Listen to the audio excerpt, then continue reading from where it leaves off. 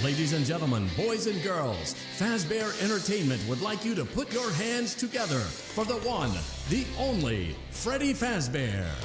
Rewritten!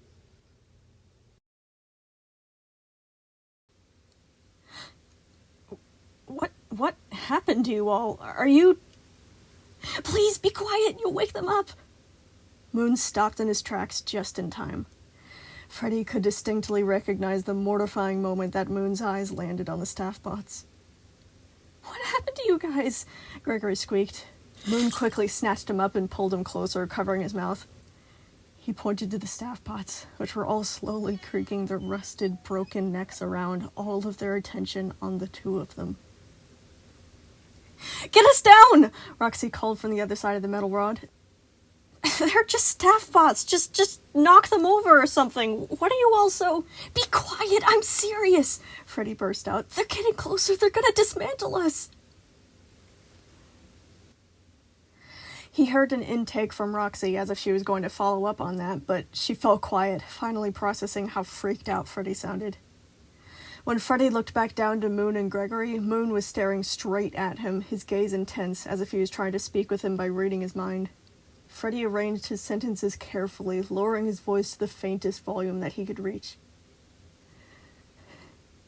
Magnet, he whispered slowly. It's a trap. Vanessa wants you here. Moon whirled around, the tangling hooks glinting at the ready. Unfortunately, that movement made the bells on his wrist jingle.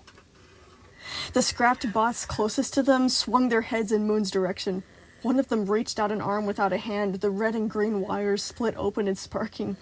Moon caught on fast, going completely still, waiting until the staff bots settled down. Moon looked from Freddy to the podium several times, pointing at the lever. Freddy nodded. Moon whispered something to Gregory, too quiet for Freddy to hear. And then they began to slowly make their way towards the controls. It was torture to watch them traverse the dangerous territory. There were at least 12 staff bots on the same platform as them, and no matter how shattered they were, their greed made their unseeing eyes smolder with malice. Freddy wanted more than ever to be there to protect the little boy, and was only slightly reassured by how close Gregory was staying with Moon. Moon had the curl of his nightcap around Gregory, putting his feet down slowly enough that the bells didn't make a sound. Still, despite their best efforts, the staff bots' neck joints kept squeaking as their heads followed them. A few tapped their three-fingered hands on the gravel below them in agitation, every shift in their stance sending another thrill of fear through Freddy. Moon was well equipped to handle criminals, but there would be no way for him to hold out against so many desperate enemies. Neither him nor Gregory would stand a chance. They made their way around two bots that had their heads completely missing, giving a more put-together one a wide berth. The crusty pebbles crunched beneath their feet, Moon's bells continuing to give them away at every slip. Everything inside of Freddy was screaming at him to do something, anything, but he could only watch as Gregory and Moon grew closer to the panel, completely surrounded by the scrapped hunks of metal. If they messed up once, just one tiny trip. Finally, after what felt like eons, they stepped up onto the metallic plating of the podium. The tap of Gregory's sneakers on the platform made every staff bot in the room snap their heads towards them in a harsh crack. Moon and Gregory stiffened, waiting. Everything froze. Unbearable silence fell over them all, making it impossible to take in a new breath, the cavern itself seeming to vibrate. Please, please, Freddy started to pray. Please don't do this. Don't take away Gregory, too. The staff bots didn't continue. Eventually, Moon leaned down and whispered something to Gregory again, and the two of them situated themselves. Moon stayed facing the staff bots, the hooks of his wires raised at the ready in case if any of them got too close. Gregory, on the other hand, was going to be operating the controls. When he stood on his tiptoes, Gregory was able to get a good look at the buttons there. His features turned over into a confused frown, switching from one button to another, not yet pressing any of them. Eventually, he settled on a lever, looking back up to Freddy and giving him a thumbs up. Freddy carefully picked his next words, saying as quietly as he could, "We're going to drop. Everyone grab onto the bridge beneath us when we fall." Wait, hold on, Roxy yelled. "What bridge? Where are we?" "Shh!" Everyone stopped at Gregory's protest. The staff bot closest to them sputtered out more static from its speakers, slamming a shell-less hand's jagged edge into the gravel, digging up a trench as it dragged itself forward. Moon stood his ground, his wires prepared to strike. When it had been long enough, Monty, who was closer to Roxy than Freddy was, whispered to her, "It's beneath you. I can see it. No way you'll miss it." "What? But I only have one hand," Roxy squeaked, her terror growing with every second. I can't. She was interrupted by another loud shrieking noise. Not all of the staff bots were interested in doubling back to listen for Moon and Gregory. The ones that were already on the bridge were grabbing at the railing, the metal screeching against their rust, making a sound like a dying animal. Everyone managed to retain their self-control, waiting until it slowed down and stopped. Roxy sighed through gritted teeth, long and hard.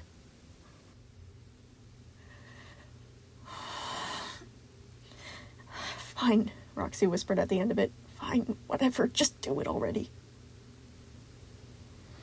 All of them braced themselves, every wire in Freddy's body held taut, his chest roaring as he waited for the drop. No matter how many times he repeated the move in his head, he was not ready once the time finally came to hang on for dear life. Gregory pulled the lever. With a spaz of energy, the charge in the magnet was broken, releasing them. The endless pit lurched upwards at him like a charging bull, his insides slamming upwards, an uncontrollable scream ripping out of his voice box. Freddy wasn't lined up properly with the bridge. His knees hit the thin edge, the top half of him lurching forwards, front claws slipping off the rails until his head was pointed straight down, giving him a good look at his grave as he began to tip towards it, about to fall. Right before he tumbled into the abyss, something caught around his neck, just barely keeping him suspended. For several horrible moments, the jolting impact of the other's landings tried to shake him the rest of the way off, but the thing holding him refused to let go. Once the shock passed, Freddy understood what exactly had happened. He was being held upside down above the pit, his center of gravity trying to pull him down into darkness.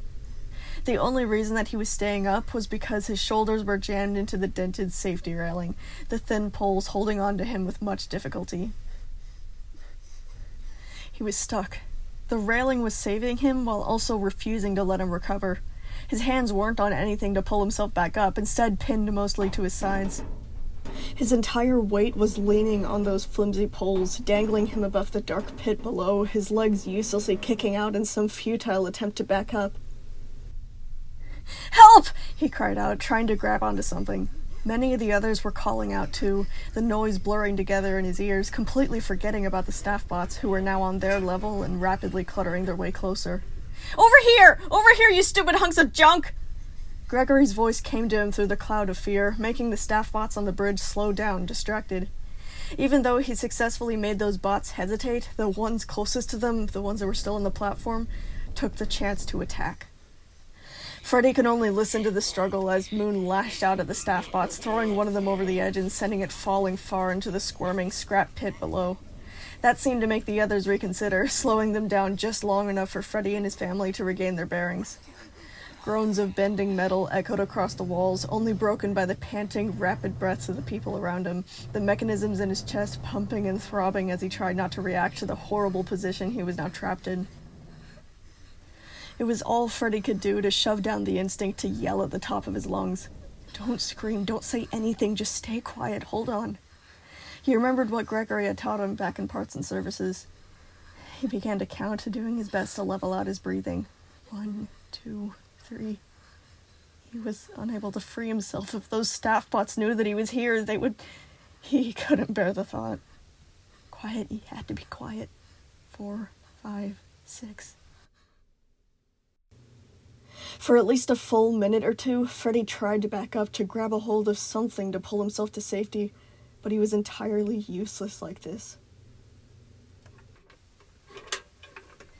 When he began to hear the scraping and clunking of metal getting closer, he bit down on his teeth, panic exploding inside of him, the call for help building in his throat.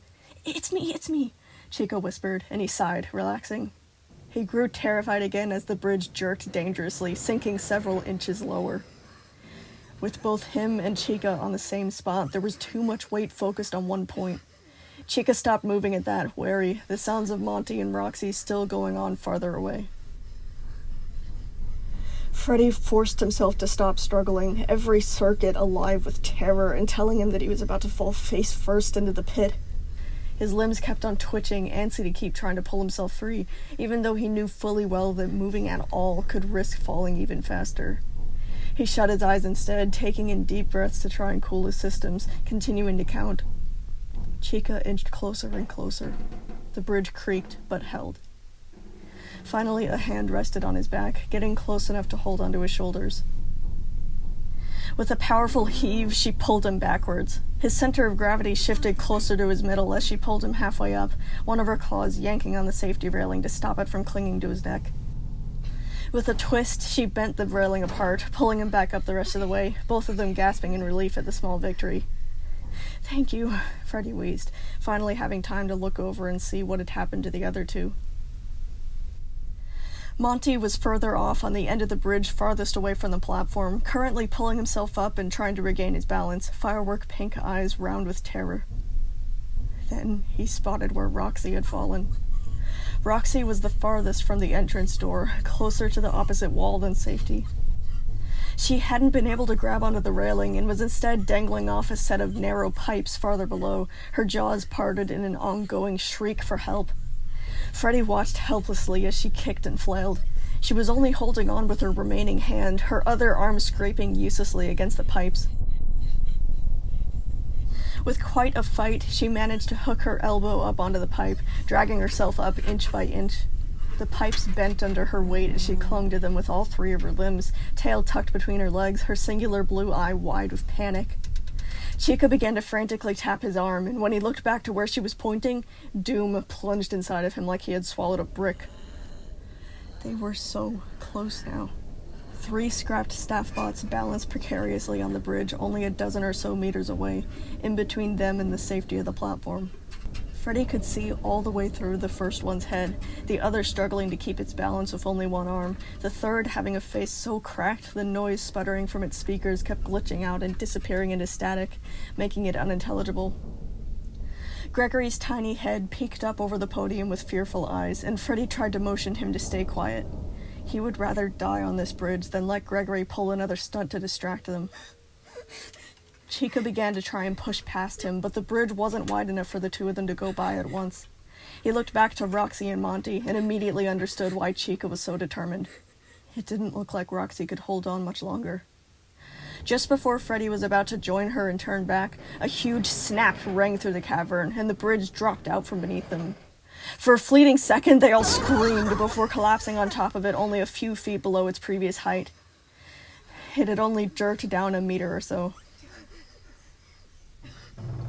Even though it was still holding them, the creaking protest that the reinforced bolts were giving did not let up or fade away this time. "We have to go," Freddy said, pulling on Chica. "We're gonna make the bridge fall even faster." "But Roxy," Chica tried. "Monty can get her," Freddy said. "We have to get off this bridge. If we don't, it's going to break before he can get to her." Spurred into action, both of them began to hurry towards the platform, where Moon and Gregory were encouraging them. Every movement that they made sent another loud groan through the bridge, his insides lurching at every protest. Those sounds grew and grew to a deadly rate, forcing them to slow to a stop, the vibrations of it tingling through his shell. It was too much weight in one spot. Chica looked back to him. He nodded, nudging her forwards. She swallowed and continued on, hand over hand, while Freddy stayed put. The whole world held its breath as the iron supports rattled, threatening to give out beneath her at any moment. Inch by inch, she got closer and closer to safety. The only thing that stopped her was the scrapped staff pots. They were going slower now, but not any less excited. All three of them were shouting that static nonsense now, their fragmented shells screeching against the rails, the rust leaving dark red streaks behind. Wires wriggled like a colony of worms buried in a corpse, the exposed endoskeleton stabbing out like broken bones, a mess of cords and pistons trailing behind them like spilled guts. But their broken down appearance wasn't the only thing that scared him. The wild, starved look in their eyes was far worse. It sent waves of revulsion crashing over him, making him already able to feel their chipped fingers digging into the crevices of his plating, their mindless force ripping his limbs away, watching as they attached parts of him to themselves to try and repair their missing pieces. Chica came to a stop once she got too close to the horrible things. The staff bot's crawl slowed down uncertainly, feeling around to relocate their prey. She glanced back to Freddy, then up at Moon and Gregory, not needing words to convey her apprehension. Those scrapped bots were already crazed at the mere sound of other living machinery. But if one of them managed to feel her... Moon kept his movements slow and calculated, doing his best to prevent his bells from making noises. He and Gregory switched places. Moon whispered something to the little boy. He nodded and faced the remaining scrapped bots on the platform, keeping an eye on them. Leaning as close as he could get without touching the bridge, Moon began to extend his wires towards Chica. Moon kept a firm steadiness, making sure that none of his hooks scraped against each other, slowly making an arc above the staff bots and touching down to Chica. He stretched them as far as they would go, visibly straining as he curled them up around her securely. Moon and Chica exchanged a nervous look, neither able to reassure the other that this was a good idea. So, taking in a deep breath, Moon tried to lift her over the staff bots. The idea hadn't been so bad in their heads, but in practice, it only barely accomplished what they wanted to do. Chica was much bigger than Moon, and Moon almost immediately fell forwards, his bells jangling. The staff bots between him and Chica turned around at that, as if considering whether they should turn back. But they didn't jump on them yet. Moon moved to the podium this time, latching onto it tightly with one of his wires, trying to anchor himself. He pulled again. For several seconds, he was unable to do it, his face crinkling up in concentration, digging his heels into the metal beneath him. Finally, Chica began to lift up, her knees and hands leaving the bridge, her body doing an uneven spasm as it instinctively tried to grab onto something. Moon let out a breath, letting her thump back down onto the bridge, eyes going wide at the disruptive sound. The staff bots lurched forward several feet, a distorted scream tearing out of them, lashing out at Chica.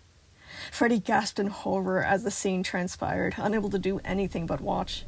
Chica kicked down on the bridge for a boost, just as the staff bot with the missing arm grabbed onto her. Chica reflexively shrieked, and Moon abandoned his stealth, yanking her towards him over the staff bot's head as hard as he could. She came crashing down onto the podium, but the one-armed staff bot was still holding onto her, flailing and tugging out her feathers, caught up in the wires. Moon!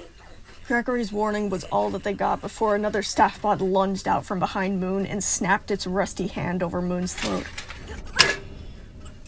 Moon let go of Chica immediately, his mouth opening soundlessly, unable to scream with the pressure on his voice box. His wires scattered all over the place, struggling to pry the staff bot away, his hooks brutally screeching against the dented metal. Moon managed to keep his composure, finally lifting it away, but the thing only changed its target to the wires that were enveloping it. Just as the other staff bot surged inwards to join in, Moon reared back and threw the staff bot across the room. The staff bot hit the heavy metal door, falling partway into the darkness beyond, stunned. All of the staff bots on the platform immediately swarmed on top of it, mistaking it for their prey. Freddy grimaced, closing his eyes, the horrible sounds of snapping and popping endoskeleton joints filtering through screams of pain. Those howls were choked out as the staff bots tore one of their own into pieces, leaving nothing left. Everyone stayed still, terror flooding through them like a cold river, listening to the carnage and waiting for the staff bots to settle down. When he looked again, the aftermath was still horrible, even though none of his family members had died. There were still 2 staff bots on the bridge, reaching to the spot where Chica had been before, seeming completely confused at what had just happened. Moon was doing something that caught his eye. He was holding one of his arms close to his chest, bending over the podium. When Moon began to make an effort to straighten up, he saw something that he hadn't noticed before. When he tossed that staff bot away, it had taken several of Moon's wires with it. Freddy had never counted how many wires Moon had for each hand, but now his right hand's hooks were noticeably few in numbers. And judging by the pained expression Moon was trying to suppress, it had hurt pretty badly. Freddy grew even more afraid of that sight. If only one of them could do that to Moon's wires. He tried to appreciate the semi-success. Despite that struggle, Chica was hunched there on the platform, shaken but safe. With her off, the bridge lightened a bit. After a few seconds of letting things calm down over there, Freddy began to follow the same path that she had taken. The metal beneath him protested with every movement that he made, angry with all this extra work that it had to do. He moved as slow as he could manage, but even that didn't seem to be enough. The metal was just beginning to buckle when he was forced to stop. The scrapped staff bots on the bridge were only a few meters away now. And even though there was only 2 of them, Freddy didn't dare to crawl any closer. He was horribly aware of the scrap dump waiting beneath them, but he willed himself to keep his eyes up, knowing that seeing it again would only make it worse. Once Moon recovered, he extended the wires that he still had, stringing them right above the heads of the staff bots. He only barely managed to reach him, and by the time the coils were linking together around Freddy's torso, the scrapped staff bots were rapidly closing the distance between them. They were so close now he could feel the panting, hungry breath on his face, see the madness in their blind eyes. The stench of them shook him to his very core, the scrap pit trying to reach up and grab him to pull him under, all those broken joints and snapped pistons and rusted shells begging for him to join them, it's where you belong, join us. Freddy screwed his eyes shut and focused everything on keeping the hysterical panic down. Moon began to pull him up. The bridge slowly lowered away from him, the sharp hooks cutting into his fur, his few remaining wires trembling with the effort. Freddy absolutely refused to open his eyes, being lifted up through complete darkness for an eternity, the rattling gasps and moans of the broken staff bots slowly passing beneath him. Don't look, just stay quiet, don't look. And then one of their rusty fingers touched him. They had reached up, grabbing at a spot on his ankle, trying to pull him back down. He managed to regain his self-control, and the hand left, letting him flop down onto the platform with Chica in the clear. Freddy opened his eyes, his mind still stuck in that moment, feeling the filthy frayed wires, the scraping of disintegrating plastic, pleading for him to come back. He was only broken out of it by Gregory. The little boy crashed into him, giving him the biggest hug that he could muster. Freddy let out a shuddering breath, a warm smile spreading over his face, holding onto him tight and never wanting to let go. They couldn't say anything to each other, but that didn't matter. At least Gregory wouldn't be taken away. But the others... He looked back, realizing with another drop of despair that Monty and Roxy weren't doing as well as they were. They had landed twice as far away from safety than Chica and Freddy had, and from what it looked like, Roxy wasn't going to be able to make it in time. Roxy clung to the bending pipes like a kitten stuck in a tree, her long ears pinned flat against her head, her fox markings glowing so brightly it hurt to look at her. Monty was just above her, out of reach, his reptilian claws stretched out towards her. Roxy, I'm reaching to you, right above you. Grab my hand, Monty yelled. The staff bots advanced greedily, sensing their vulnerable situation. No! Roxy cracked out, every drop of her attitude gone. No, I can't! Something popped in the pipes. She only held on tighter, snapping her head down against the slim metal surface, crying out. The staff bots didn't seem to care that the bridge was collapsing. All that they wanted was to be repaired. Roxy, the pipe's gonna fall. You have to get up here on the bridge, Monty said. I can't. Yes, you can. Just get up here. No, she yelled back, silencing him. I can't. I really can't, okay? I'm nothing without my eyes. Despite the situation, the desperate sentences kept on coming out of her, telling them what she believed were her last words. I've been cheating at the laser tag arena, okay? Roxy wailed, her tail tucked between her legs. I stole X-ray eyes from a staff bot, and I've been using them to win. What? That doesn't matter right now, Monty argued, disoriented. I literally don't care. You are the only person that takes laser tag seriously. You have to get off the pipes. She yelped as the pipes jerked beneath her, bending further. Monty, just go, she yelled. I'm sorry, I didn't mean to start the fight last month. I was just angry and... She shook her head bitterly, lowering it even further. Just go already, I don't care. Roxy, stop all that, seriously. Monty cut her off, voice hitching into a mess. I forgive you, whatever, you just have to be quiet and grab my hand, you're going to fall. Roxy fell silent for a moment, shaking her head. The staff bot with a hole in its head was rattling closer and closer, picking up speed, its body shuddering and wheezing as it began to catch up to Monty's tail. Roxy, I swear, don't make me die for you, Monty yelled down at her. For several agonizing moments, Freddy was sure that she would stall for too long. It would be seconds until the staff bot reached them. Finally, Roxy squeaked out. Okay, I'll try.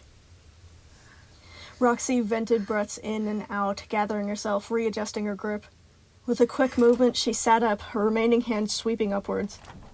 Monty's hand was a couple of meters above her reach. She snapped back down to the pipes after one failed attempt.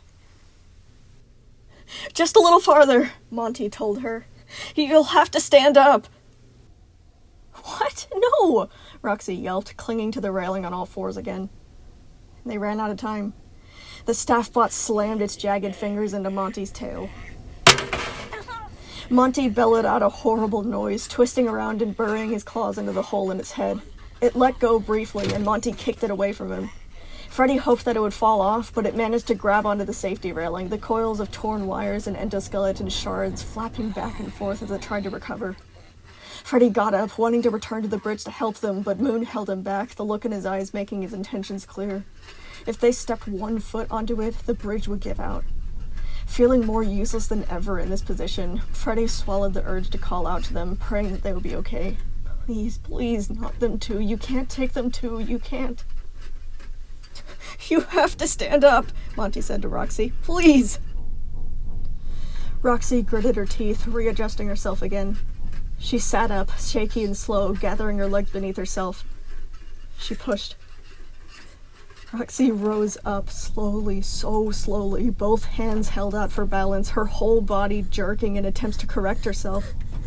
Before she got straightened up enough, the pipes bucked. She screamed, arms swinging out wildly, managing to wobble back into balance by some miracle. Once she did that, Roxy stretched out, reaching upwards. The staff bot with the missing arm had caught up to the one with the hole in its head. They slammed together by accident and began to grapple with one another, fighting over the rights to the new parts, giving them just a sliver of more time. Almost, my hand is right above yours, Monty told her. You have to jump. Roxy swept her fingers above her head. Where? Right above you, Monty said urgently. You have to jump now. You promise you'll catch me? Roxy cracked out. Only if you get your tail up here! Okay, Roxy said, teetering a bit. She looked like she wanted to adjust her footing again, but all at once the pipes snapped. Roxy leaped just as they gave way beneath her. She swung and missed several inches off. Monty lashed his hand down to where hers had fallen short, snagging onto her wrist. Oh no! They both screamed, swinging with the momentum of her jump. Monty slapped his tail around the railings to keep from overbalancing and falling forward, straining to keep her up. The pipe dropped, one end still connecting to the other side of the chasm. It clanged into the walls, hanging on by one end, until the second end snapped, letting it plummet into the abyss with a distant crash. Now, though, they had a new problem. Monty was pulling as hard as he could, but his leaner form was not very strong, unable to get Roxy up the rest of the way on his own. The railing was protesting greatly to the new weight, bending on the points that they were balanced on, threatening to give out at any moment. It was torturous to witness, especially since he couldn't do anything about it. Freddy was stuck there at the edge, only able to watch in horror and pray.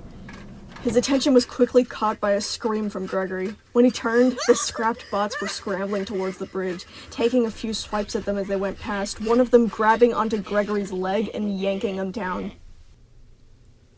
After seeing that, everything went red, and Freddy lunged down to the staff bot with a ferocious, enraged roar. It was a baseline part of his programming to protect a kid that was being hurt, giving him a burst of bravery that he never would have been able to summon on his own. His fear of the rested bots vanished for just long enough for him to rip the thing's arm off as easily as he would tear up a cardboard box. Moon and Chica were beginning to do the same, and the staff bots seemed to realize their mistake far too late. Attacking a kid around one of them was a death sentence. The staff bots fought back viciously, getting a few good chunks out on them, even tearing out several more of Moon's wires. But in the end, it wasn't enough. Freddy stayed planted firmly between them and Gregory, grabbing onto the nearest ones, trying to toss them over the edge. Several went clunking down into the abyss, the bots farther away scrambling to escape, retreating. If it was only Moon that was fighting the scrapped bots, the Horde's sheer numbers might have let them win. Even if it was Moon and Chica, they could have still overwhelmed them both. But Moon and Chica and Freddy? That was too much for those old pieces of junk. Once the area cleared out, Freddy checked to make sure that Gregory hadn't been hurt, looking up after a cry of surprise from Chica. The only staff bots that were continuing to fight were the ones on the bridge, the ones that were now tearing into Monty's tail, trying to dislodge him. They had reached him in the short time that it took to fight off the others. Panic flashed through him at the sight. Monty was only barely holding on to Roxy, and she was dangling beneath him, her legs kicking uselessly in the air. The two staff bots were ripping into his tail, pulling off layers of rubbery scales, making him slip and lose his grip as he fought to push them away. Freddy was rushing towards the bridge before he really processed how risky that was. Moon knocked into him, trying to stop him from passing, but Chica joined the struggle, also trying to get to the others. No, you'll just make it fall faster, Moon said, but the words were meaningless to them. They were going to fall, please don't take them too. Wait, stop, I'll go get them, I'm smaller, Moon said, shoving them away. Chica and Freddy barely held themselves back, waiting as Moon turned, taking his first tentative step on the bridge. That desperate move was one of the biggest mistakes they had made in a while. His insides dropped as several loud pops shook the supports, vibrations sent up his legs. Something tiny and metallic clinked against his foot, bringing his attention downwards. It was a bolt. The base of the railing was dented lopsidedly on their end, the screws that were supposed to keep it in place popping out of their sockets, about to... Moon scrambled back onto the platform lightning fast, but the damage had already been done. The bridge snapped.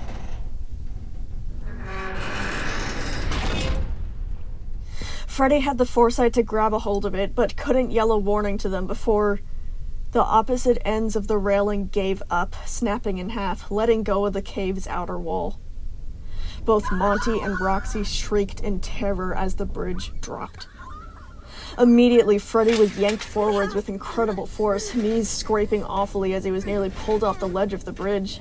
The only thing that stopped him from going over was Moon and Chica, who had grabbed him around the middle and were yanking back, heels digging into the ground. With this resistance, the bridge hinged down at an angle and clattered harshly against the wall of the entrance, now dangling completely vertical with Freddy barely keeping it up. Something popped in both of his arms, wringing a cry out of him, feeling like he was being pulled apart, but he didn't dare to let go. He focused his entire being on holding on, every single wire and every single piston committed to it, pulling back with everything that he had to keep them from going over, Moon and Chica making sure that he stayed anchored. Struggling to draw breath, Freddy peeked, relieved as he saw that both Monty and Roxy hadn't fallen when the bridge crashed against the wall. Monty was now holding onto the bending metal railing with one hand, the other clasped around Roxy's good arm, dangling her precariously over the drop. The scrapped staff bots hadn't been so lucky. The bot with one arm tried to grab hold, but its reflexes were so damaged the attempt was pointless. The busted-up thing fumbled down into darkness, shrieking out static nonsense, clanging against the stone wall several times, breaking into 3 pieces. It landed with a shattering crash in the scrap dump. The one with the hole in its head was still clinging to life. Its jagged fingers were buried into Monty's tail, a tortured noise spazzing out of its ruined voice box, determined to drag him down with it. But with a well-aimed kick to its face, it lost its grip and plummeted down into the cavern, the echoes of its impact shivering up through the gravel beneath Freddy's feet. Those 2 were the last scrapped staff bots, thank goodness. But the situation was nowhere near over. Monty struggled to readjust his grip on Roxy, who was only hanging on by the one arm that still had a hand. Her other limbs were swinging around uselessly in the air, suspended above the dark pit with nothing between her and death except Monty's claws. "Grab onto me, I'll climb up!" Monty yelled down to her, smacking his ridged tail into her face to let her find it. Still, with only one working hand, Roxy couldn't transition between the 2 holding points. Instead, she clamped her jaws around his tail, letting go of his arm to switch the rest of the way. Monty whimpered in obvious pain as she put even more weight on his damaged tail, but he shoved it aside and kept going. With both hands free, Monty grabbed the gritty grate that made up the bridge, beginning the climb. Monty slowly clawed his way up the vertical bridge, fighting for survival with every inch. Freddy began to slip forwards on his knees. He snapped his eyes shut, again consumed by the strain. Something cracked up through his left arm, 2 more fingers threatening to snap right off. Chica and Moon pulled harder to keep him back from the edge, nearly crushing his endoskeleton. Don't let go, don't let go, don't let go. Monty was 3/4 of the way up now, almost there, just a little longer. The grate was slipping. He couldn't hold on. He was about to bring everyone down. He couldn't. Monty kicked off of the bridge in one last leap, the force of it ripping something out of Freddy as he let go. Monty latched his arms around his shoulders, the weight returning full force, the 3 of them precariously dangling over the ledge, and Freddy couldn't back up. He couldn't get up. He couldn't. With one last heave, Chica and Moon yanked them all up onto the ledge, reeling them into safety. On the platform now, they all fell on top of each other in a pile of heated metal, scrambling back from the edge like the darkness would reach up and try to drag them down again. They listened to the bridge crash at the bottom of the hole, far, far below them. Freddy's eyes zipped around him, counting desperately. Chica, Monty, Roxy, Moon, and... Freddy! He was hit with a little squishy blur, instantly locked into a tight, desperate hug. This time, they were able to speak. "Gregory," he gasped, every part of him shaking. "Oh, thank goodness you're okay. I was so worried." His whole body hurt. It felt as if he had damaged every single part inside and outside of him in some way. Pain crackled up through his endoskeleton, especially the pinpoints where his arms met his shoulders. It felt as if he had been stretched out like an accordion, only to be crushed back together. All of them just lied there, staring at each other for several minutes, still catching up with the news that they had all survived that ordeal. "Annie!" Chica scrambled up, practically falling on top of the dark gray fox, enveloping her in a ruffling bundle of feathers. Roxy just buried her face in the fluffy mass, shuddering with what sounded like a sob. Is everyone okay? Freddie asked warily. No, Roxy croaked out, muffled in Chica's feathers. Why isn't Vanny here? Moon's scared tone caught their attention immediately. He was watching the door that they had come through, the one that was their only way out. They fell silent. You said that she was luring us here, right? Moon went on. Why isn't she here? Gregory, do you see her? Freddie asked. Gregory shook his head. No, I have no idea where she is. This is... Freddie shook himself, trying to get up. He failed at first, accidentally jostling Gregory. He groaned in pain, dragged down by it, the others seeming to feel the same thing as they struggled to get to their feet. Sure, they were built with robotic strengths to deal with disasters, but it's not like their designers had something like this in mind. Chica helped right Roxy, the two's hands locked tightly together, practically gluing themselves to each other. Monty leaned down, seeming to notice Freddie was having trouble, helping to support him as he steadied, letting Gregory go. The little boy clung to his leg, his face paler than ever. Where did you find us? Freddie asked. Moon trailed off, thinking for a moment, and then said, We're in some sort of back room right now, behind the security office. He approached the door and cranked it wider, revealing nothing but a sheet of absolute darkness. It was the exit that Vanessa had left out of. Where was she? Was she still not done writing the redaction code? When they tried to talk some sense into her, did they stall her just long enough for Moon and Gregory to arrive? That seemed likely. It looks like storage for old attractions and stuff, Moon explained. We didn't see Vanny on the way in. Freddie peered into the shadows, cold spreading from his toes to his ears. Squeaky metallic racks were lined up to the left and right of him, disappearing into the darkness beyond. On those racks rested old, dusty bowling pins.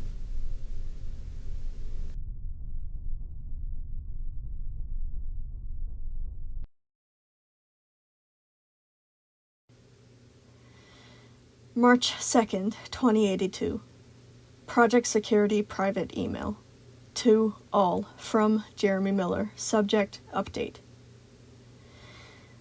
I know that most of you are at home now and are probably waiting to hear how Vanessa's idea turned out.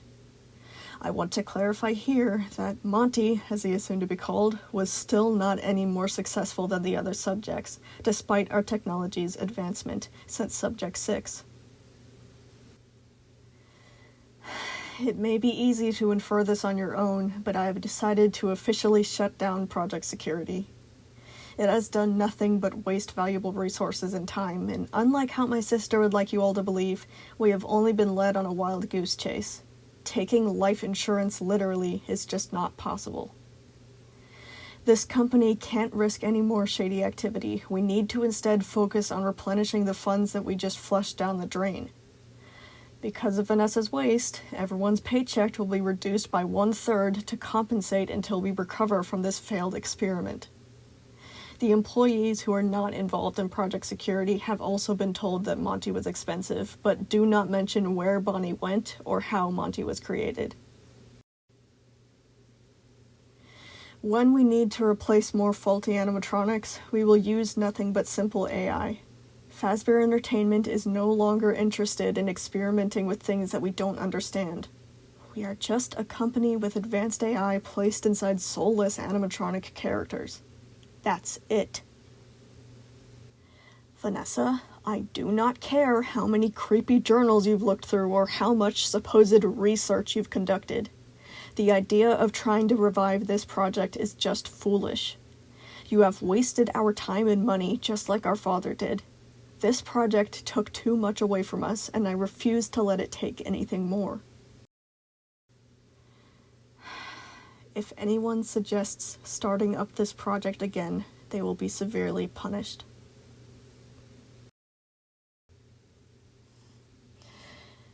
To Jeremy Miller, from Vanessa Miller. Subject, you suck. Okay, I get that you're mad, but why exactly did you need to credit this failure to me? It's not my fault that Monty didn't work. You didn't even use the method that I suggested. If you didn't go through with my idea, why are you acting like it's surprising that Monty didn't work? You could have at least mentioned that you didn't listen to me. To Vanessa Miller, from Jeremy Miller. Subject, you suck more. Vanessa, you have no idea what you're talking about. Read your response again with a clear head this time and try to think of an argument that doesn't make you sound like a serial killer. Your method was barbaric. Even though you volunteered to carry it out, it's ridiculous for you to complain that I didn't let you literally murder someone. If you got caught, it would be life in prison at best and the death penalty at worst. I truly have no idea what's wrong with you, but you seriously need to reassess your morals and move on with your life. To Jeremy Miller, from Vanessa Miller. Subject, you're a hypocrite. That is pretty rich coming from you. I thought you had no problem with barbaric. You've been running the Pizzaplex like a military boot camp, and when the animatronics can't keep up with your demands, you literally electrocute them. And how the hell are you going to talk to me about morals when you just threw Bonnie away because his insomnia got worse? You are just as messed up as I am. Don't give me that holier-than-thou attitude again. To Vanessa Miller, from Jeremy Miller. Subject, stop being childish. I cannot believe how childish you're being right now. You sound like a toddler that's mad they aren't allowed to drink the chemicals under the sink. It is unfair to compare my disciplinary actions to murder. You forget that these things aren't truly alive. I don't care how they were made. Project Security clearly didn't work on them, and all we got in return was a bunch of cursed zombies. These things are terrifying, soulless abominations that are barely contained inside destructive metal bodies that could snap someone's spine in half with a flick of their wrist. I have only been keeping them in line and ensuring that they don't hurt anyone. Suggesting that I should be more lenient is just irresponsible. I'm being generous to allow them to keep living, and they need to repay me by doing their jobs correctly and staying out of trouble. This is the only way that they can live. Why are you arguing with me about this? Are you on your period or something? I seriously don't see why you have a problem with me. I haven't done anything to you. To Jeremy Miller, from Vanessa Miller. Subject, you sound so stupid. You're still scared of them, aren't you? You only put those collars back on because you're afraid of them. Do you seriously think that they would hurt a kid on purpose? Of course you would think that. You never took the time to get to know them back then. You just ran away crying every time they tried to befriend you. Why do you hate them so much? You're using so much exaggerated language when you describe them, even though you're talking about a bunch of fuzzy, kid-friendly animals. What have they ever done to you? To Vanessa Miller, from Jeremy Miller. Subject, stop being childish. I'm going to try and say this in the nicest way possible. Every terrible thing that has ever happened to us was because of them. Our father wasted his entire life trying to prove that Project Security was possible, and he got absolutely nothing for it. You might have been too young to remember, but we were poor our entire childhoods because he spent every penny that he had trying to take care of these useless tin cans. When Mom got sick, we couldn't afford the absurd fees that the hospital expected us to pay because Dad had already wasted all of our money trying to take care of a bunch of creepy robots. He even thought that Project Security was the answer, that it could save her, but it couldn't even do that. It's like he loved the robots more than he loved us. Don't you get that? It's all their fault. These stupid machines owe this family their life. It is their fault that we were poor. It is their fault that Mom is dead. It is their fault that Dad believed that he should give up his life trying to finish this project. Even today, this company is still drowning in debt because of all of that, and these robots are not anywhere close to paying back what they took from us. The least they can do is do their damn jobs right. Dad never should have meddled with something like this. It's unnatural, it's unholy, and humans were never meant to try and break the natural cycle of life and death in the first place. Monty will be the last one. Yes, Monty was just as much of a waste as the others were. But hopefully he will be better at producing cash than Bonnie was. If you don't understand everything that I just said, there's honestly no hope for you. I might as well fire you and replace you with a chimpanzee. But I don't think Mom would want that, so I'll let this little hissy fit slide. To Jeremy Miller, from Vanessa Miller. Subject, advice. I get that all you can think about is money, but I feel like the animatronics would do their jobs better if they weren't being worked like slaves. Honestly, I should have been their boss. At least I care about their well-being. To Vanessa Miller, from Jeremy Miller. Subject, quiet. You won't care for their well-being when you spend more time in that office.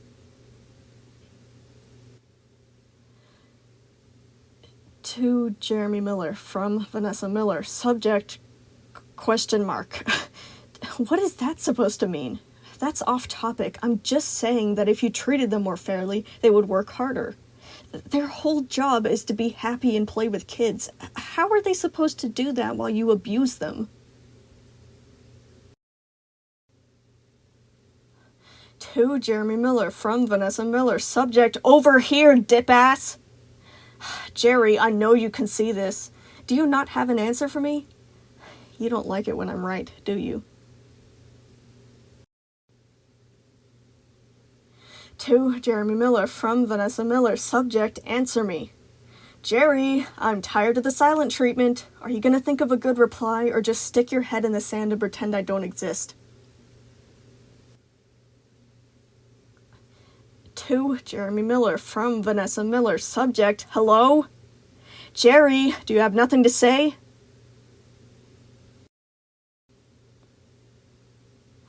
To Jeremy Miller, from Vanessa Miller. Subject, screw you. Fine, go pout. I don't care.